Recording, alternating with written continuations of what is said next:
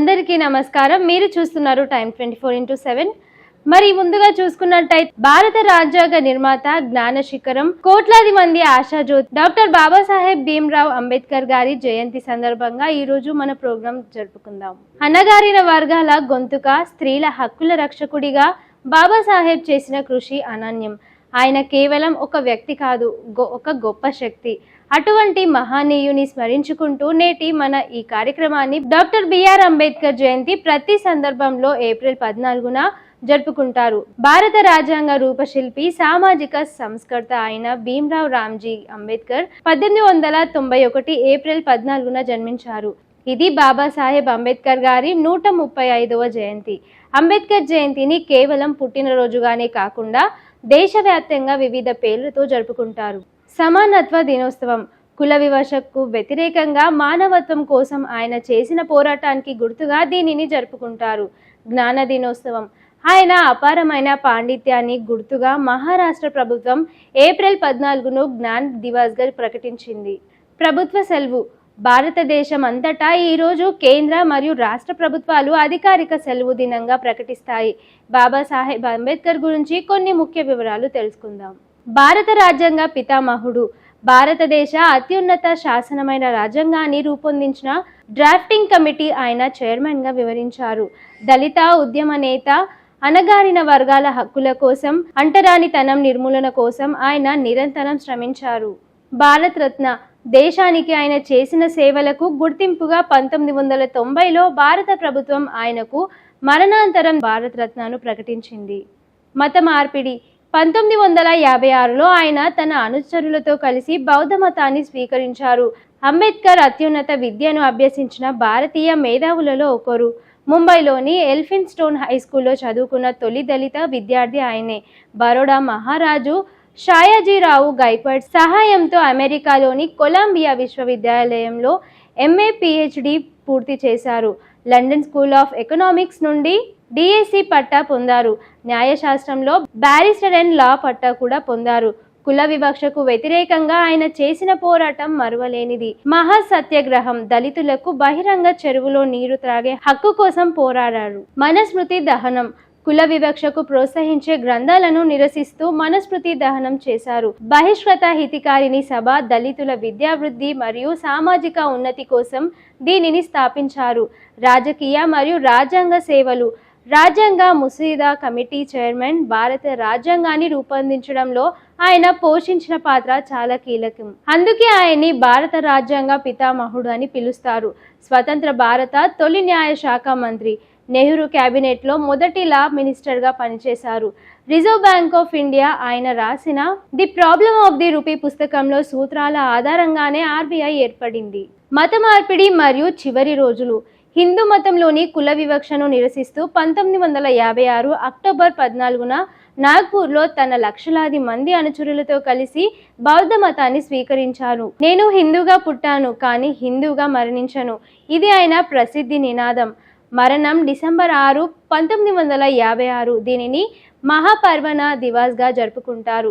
భారత రత్న 1990లో భారత ప్రభుత్వం ఆయనకు అత్యున్నత పౌర పురస్కారమైన భారత రత్నను మరణాంతరం ప్రకటించింది.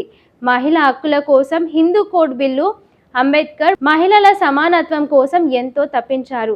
ఆ రోజుల్లో మహిళలకు ఆస్తి హక్కు, విడాకుల హక్కు మరియు సమాన హోదా కల్పించేలా హిందూ కోడ్ బిల్లును ప్రవేశించారు. ఈ బిల్లు ఆమోదం పొందకపోవడంతో తన మంత్రి పదవికి సైతం రాజీనామా చేశారు. ఆయన కృషి వల్లే నేడు భారతీయ మహిళలకు చట్టపరంగా అనేక హక్కులు లభించాయి. కార్మిక సంక్షేమ నేత, భారతదేశంలో కార్మికులకు 12 గంటల నుండి 8 గంటలకు తగ్గించిన ఘనత అంబేద్కర్దే. కార్మికులకు కనీస వేతనం, ఇన్సూరెన్స్, ప్రసూతి సెలవులు, ప్రొవిడెంట్ ఫండ్ వంటి సదుపాయాలను చట్టబద్ధంగా చేయడంలో ఆయన కీలక పాత్ర పోషించారు. ఆర్థికవేత్తగా దేశాభివృద్ధికి పునాది చాలా మందికి తెలియని విషయం ఏంటంటే అంబేద్కర్ గొప్ప ఆర్థిక శాస్త్రవేత్త. ఆర్బీఐ స్థాపన, ఆయన రాసిన the problem of the rupee, its origin and it's solution అనే పరిశోధన గ్రంథం ఆధారంగానే రిజర్వ్ బ్యాంక్ ఆఫ్ ఇండియా నడుస్తుంది. నీటి వనరుల నిర్వహణ, దామోదర్ వ్యాలీ ప్రాజెక్ట్, హిరాకూడ్ డ్యాం వంటి బహుళార్థ సాధక ప్రాజెక్టుల రూపకల్పనలో ఆయన ఆర్థిక సాంకేతిక దూరదృష్టి ఉంది. విద్యా తపస్వి, బోధించు, సమీకరించు, పోరాడు అనేది ఆయన నినాదం. దళితులు, వెనుకబడిన వర్గాల వారు విద్య ద్వారానే అభివృద్ధి చెందుతారని నమ్మి ముంబైలో సిద్ధార్థ కాలేజ్, ఔరంగాబాద్లో మిలింద్ కాలేజీ వంటి విద్యా సంస్థలను స్థాపించారు. జ్ఞాన భగాండరం అంబేద్కర్ కూడా పుస్తకాలంటే ప్రాణం. ఆయన సొంత గ్రంథాలయం రాజగృహాలో సుమారు 50,000కు పైగా పుస్తకాలు ఉండేవి. ఆ కాలంలో అది ప్రపంచంలోని అతిపెద్ద ప్రైవేట్ లైబ్రరీలో ఒకటిగా గుర్తింపు పొందింది. మహత్ సత్యాగ్రహం, నీటి కోసం పోరాటం. ఇది అంబేద్కర్ చేసిన అత్యంత కీలకమైన పోరాటం. మహారాష్ట్రలోని మహద్ అనే ప్రాంతంలో చౌదర్ చెరువు నీటి అంటరాని వారు తాగకూడదనే నిషేధం ఉండేది. చర్య వేలాది మంది అనుచరులతో కలిసి అంబేద్కర్ ఆ చెరువు నీటిని తాగి అందరికీ నీటిపై సమాన హక్కు ఉందని చాటి చెప్పారు. ప్రాముఖ్యత, ఇది దళితుల్లో ఆత్మస్థైర్యాన్ని నింపి మొట్టమొదటిగా భారీ బహిరంగ ఉద్యమం. కాలారాం ఆలయ ప్రవేశ పోరాటం. నాసిక్లోని కాలారాం దేవాలయంలోకి దళితులకు ప్రవేశం ఉండేది కాదు. దీనికి వ్యతిరేకంగా అంబేద్కర్ శాంతియుత పోరాటాన్ని ప్రారంభించారు. దాదాపు 5 ఏళ్ల పాటు ఈ సత్యాగ్రహం కొనసాగింది. సందేశం, దేవుడి ముందు అందరూ సమానమేనని, ఆలయ ప్రవేశం అందరి హక్కు అని ఆయన వాదించారు. రౌండ్ టేబుల్ సమావేశాలు. లండన్లో జరిగిన 3 రౌండ్ టేబుల్ సమావేశాల్లో అంబేద్కర్ పాల్గొని అణగారిన వర్గాల కోసం, ప్రత్యేక నియోజకవర్గాల కోసం గట్టిగా వాదించారు. దీని ఫలితంగానే బ్రిటిష్ ప్రభుత్వం కమ్యూనల్ అవార్డును ప్రకటించింది. పూనా ఒప్పందం, గాంధీజీ ప్రత్యేక నియోజకవర్గాల వ్యతిరేకిస్తూ నిరాహార దీక్ష చేయడంతో దేశ ప్రయోజనాల దృష్ట్యా అంబేద్కర్ మెట్టు దిగి గాంధీజీతో ఒప్పందం చేసుకున్నారు. దీని ద్వారా ప్రత్యేక నియోజకవర్గాలకు బదులుగా రిజర్వ్ సీట్ల సంఖ్య పెంచడం జరిగింది. దీనినే పూనా ఫ్యాక్ట్ అంటారు. రాజకీయ మరియు కార్మిక పోరాటాలు.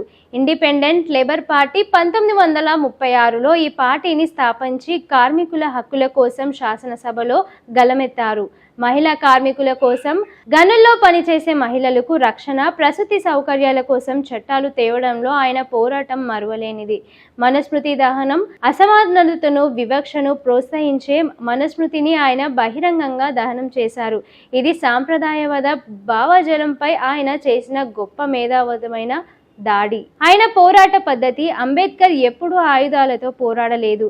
ఆయన ఆయుధాలు కేవలం 3: చదువు, జ్ఞానమే అసలైన శక్తి అని నమ్మారు. రెండవది చట్టం, రాజ్యాంగబద్ధమైన హక్కులను సాధించడంలో ఆయన బోధించారు. మూడవది సమయం, ప్రజలందరూ ఐక్యంగా ఉంటేనే ఏదైనా సాధించగలమని చెప్పారు. బాబాసాహెబ్ అంబేద్కర్ గారు మనకు అందించిన రాజ్యాంగం, చూపిన మానవత్వ మార్గం ఎప్పటికీ మన మార్గదర్శకాలు. ఆయన ఆశలను కేవలం స్మరించుకోవడమే కాదు, మనం ఆయనకు ఇచ్చే నిజమైన నివాళి. మరిన్ని అప్డేట్స్ కోసం మా ఛానల్ను ఫాలో అవ్వండి. జై భీమ్, జై భారత్.